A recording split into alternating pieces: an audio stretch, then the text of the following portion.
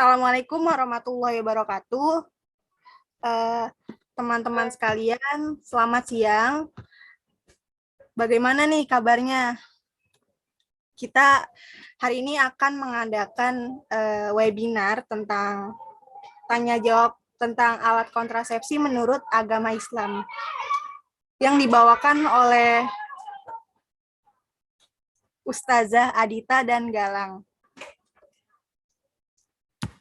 Untuk waktu dan tempatnya dipersilahkan.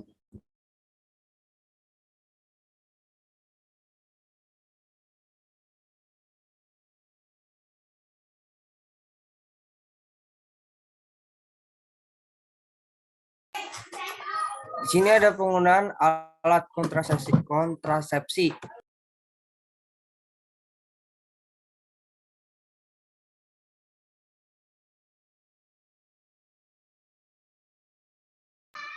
Pengertian alat kontrasepsi. Yang pertama, penggunaan alat kontrasepsi dijelaskan bahwa kontrasepsi terdiri dari kontra, artinya pencegahan atau melawan, serta konsepsinya yaitu bertemunya sel telur dengan sel sperma sehingga terjadi kehamilan.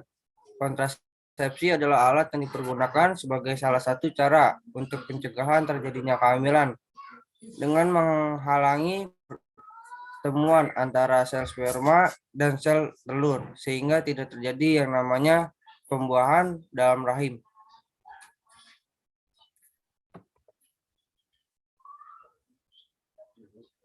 Next.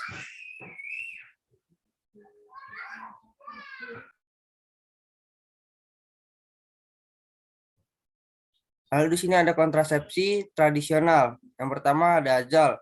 Azal adalah seagama terputus. Hal ini dilakukan oleh suami dengan tujuan agar sperma jatuh di luar rahim. Dan kejadian ini sudah diketahui sejak zaman Rasulullah SAW masih hidup. Yang kedua, kalender. Dasarnya dengan menentukan waktu evolusi dari data haid yang dicatat 6-12 bulan terakhir. Ovulasi biasanya terjadi pada hari ke-15 sebelum haid berikutnya. Dapat pula terjadi 12 atau 16 hari sebelum haid datang. Adapun terdapatnya ovulasi selalu terjadi pada hari ke-15 sebelum haid yang akan datang. Problem terbesar dengan metode kalender yakni jarang ada wanita yang mempunyai siklus haid teratur setiap 28 hari. Yang ketiga, suhu badan basal. Dasar dengan peninggian suhu badan basal 02 sampai 05 derajat Celcius pada waktu ovulasi melalui 1 sampai 2 hari setelah ovulasi dan juga disebabkan karena peninggian hormon progesteron.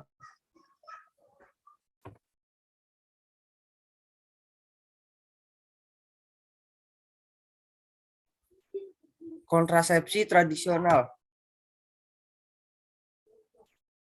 Yang ini lanjut yang gede, lendir serviks. Melalui dari hari pertama diketahui dengan adanya lendir setelah haid dan berkelanjutan selama dengan hari keempat setelah gejala puncak atau spipotom. Efektivitasnya angka kegagalannya 0,4 sampai 39,7 kehamilan pada wanita per tahun.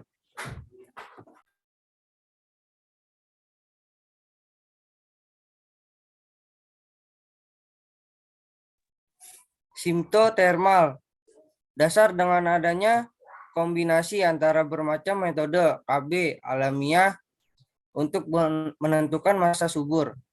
Efektivitasnya angka kegagalannya 4 sampai 9 sampai 34,4 kehamilan pada 100 wanita per tahun. Di sini dapat disimpulkan bahwasanya kontrasepsi tradisional tidak memberi dampak negatif apapun karena memang dilakukan tanpa melakukan alat bantu yang mengandung zat kimia yang akan berakibat buruk terhadap tubuh pemakaian.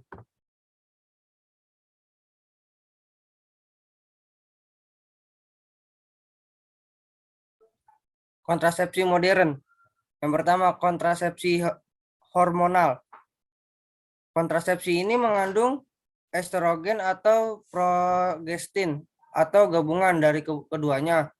Biasanya kontrasepsi ini banyak tersedia di klinik-klinik.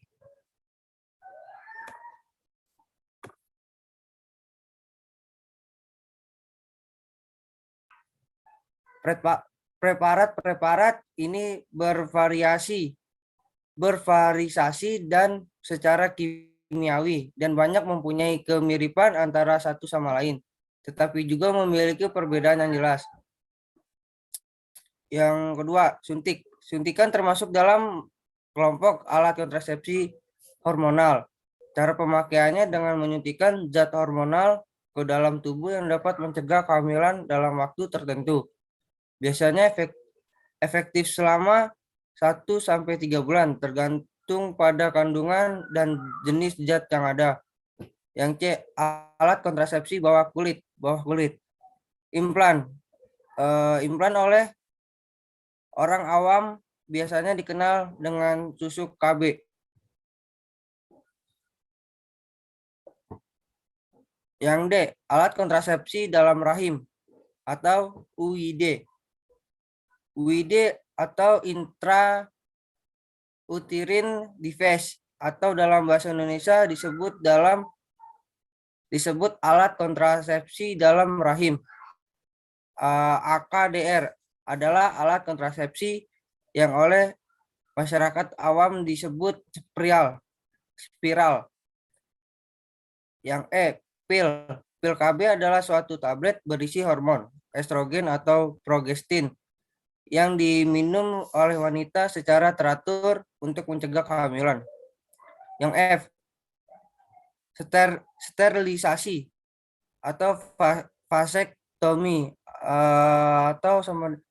atau tobektomi, yaitu operasi pemutusan atau peningkatan saluran atau pembuluhan yang menghubungkan testis pabrik sperma dengan kelenjar prostat atau gabungan sperma menjelang di ejakulasi bagi laki-laki. Lalu yang G, kondom. Kondom atau jaswadi adalah alat kontrasepsi untuk mencegah kehamilan atau penularan penyakit kehamilan pada saat berhubungan badan.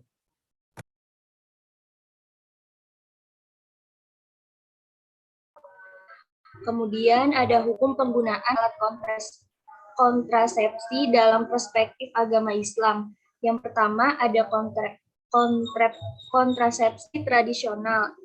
A. Azal. Dalam usaha menunda kelahiran anak bisa dengan azal atau mengeluarkan sperma di luar vagina. Hukum pemakaian kontrasepsi berupa azal yaitu boleh tidak menyebabkan kemandulan secara permanen. Ada sebuah hadis sahih yang membolehkan hukum azal, riwayat Muslim bin Jabir, yang artinya dari Jabir ia berkata, kami melakukan azal pada masa Rasulullah SAW. Kemudian hal itu sampai kepada Nabi SAW, tetapi beliau tidak melarang kami.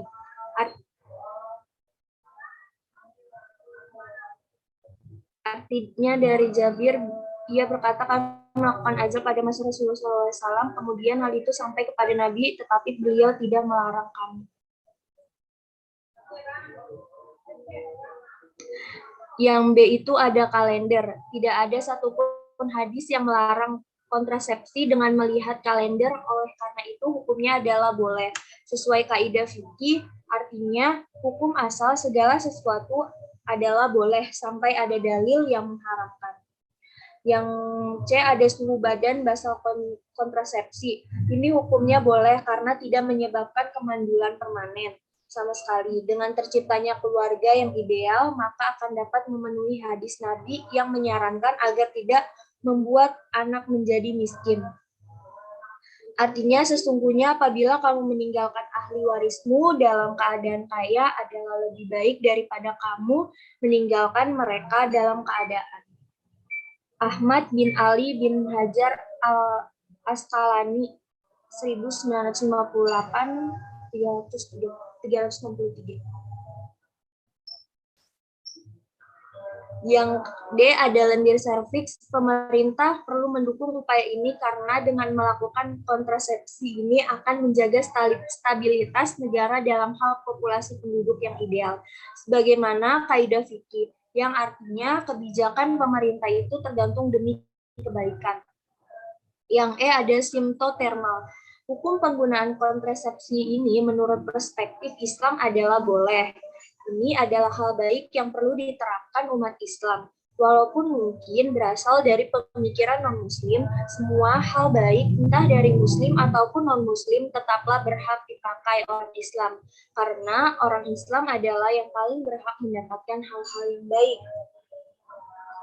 Teknik kontrasepsi ini juga perlu dilakukan untuk mengatur jumlah anak sesuai kondisi. Kebaikan berupa punya banyak anak dikalahkan dengan lebih pentingnya mencegah keburukan. Punya terlalu banyak anak sebagaimana kaidah fikih yang artinya mencegah kerusakan lebih diutamakan daripada mengambil keuntungan.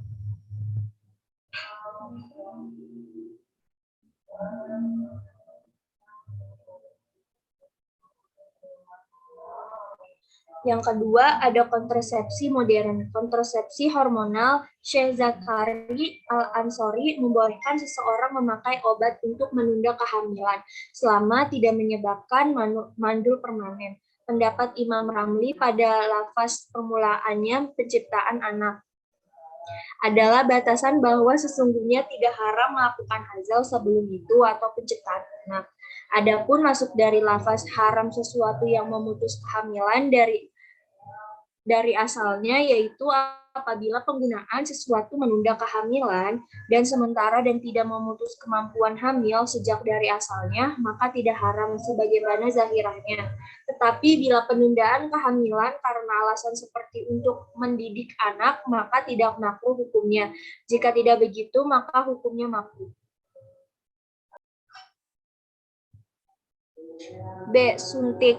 Penggunaan kontrasepsi suntik termasuk kontrasepsi yang bagus karena tetap bisa berhubungan intim dengan tenang tanpa khawatir hamil sebab efektivitasnya yang bagus, minim resiko, murah dan cepat. C. Alat kontrasepsi bawah kulit atau implan. Alat kontrasepsi ini harus dipasang oleh ahlinya agar tidak timbul luka. Yang boleh memasangkan pun adalah dokter wanita karena lengan atas wanita termasuk aurat bagi laki, bukan mahram. D. Alat kontrasepsi dalam rahim.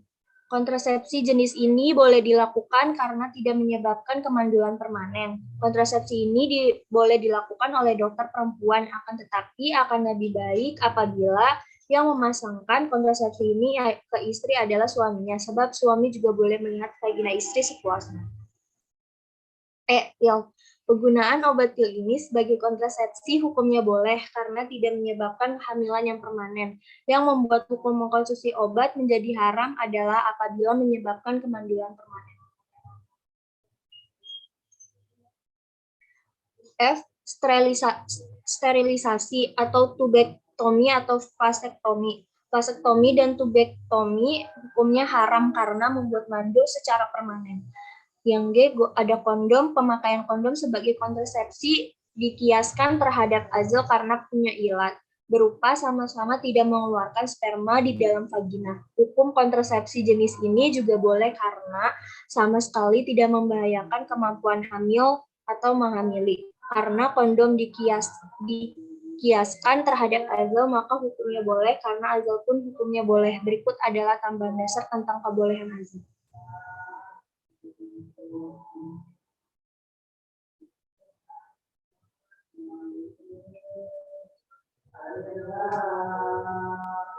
Oke, baik. Terima kasih kepada Ustazah dan Ustadz yang telah memberikan materi pada siang hari ini. Materinya cukup menarik ya untuk para peserta. bisa mengajukan tanya jawab kepada narasumber kita, bisa raise hand atau di kolom chat pertanyaannya. Oke, terima kasih.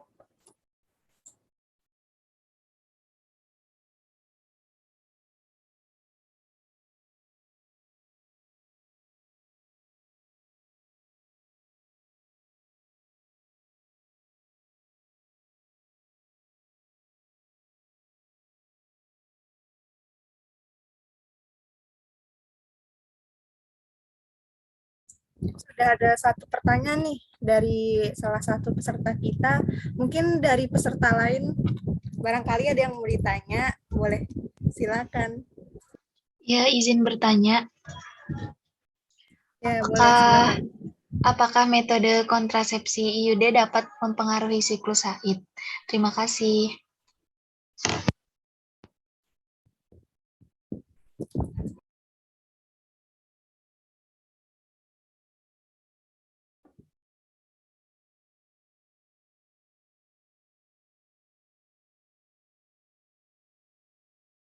Mungkin saya akan menjawab pertanyaan dari peserta Aryani Wulansari.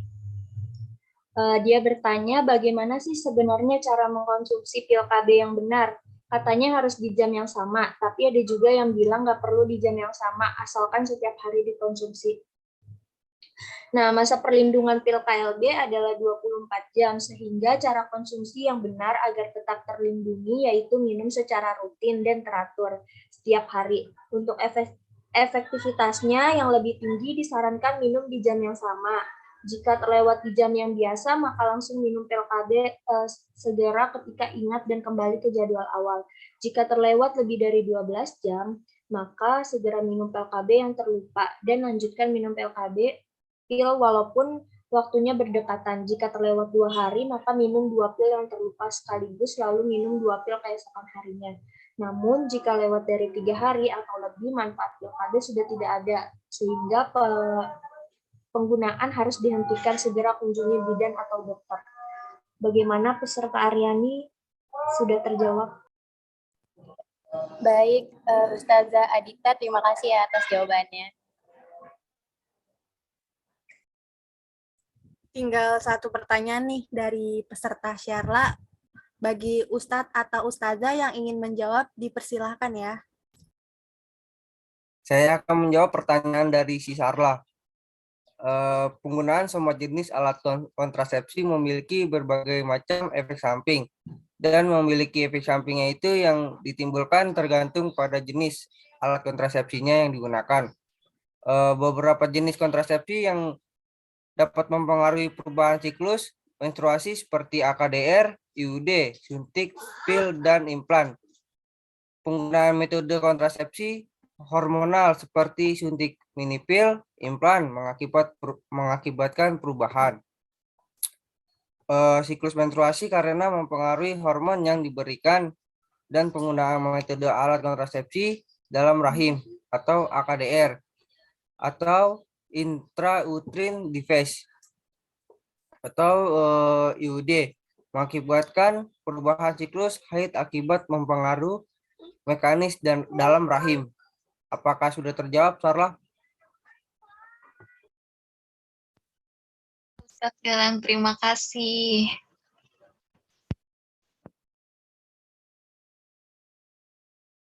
Baik. Oke, terima kasih kepada peserta yang sudah berpartisipasi untuk bertanya kepada narasumber kita.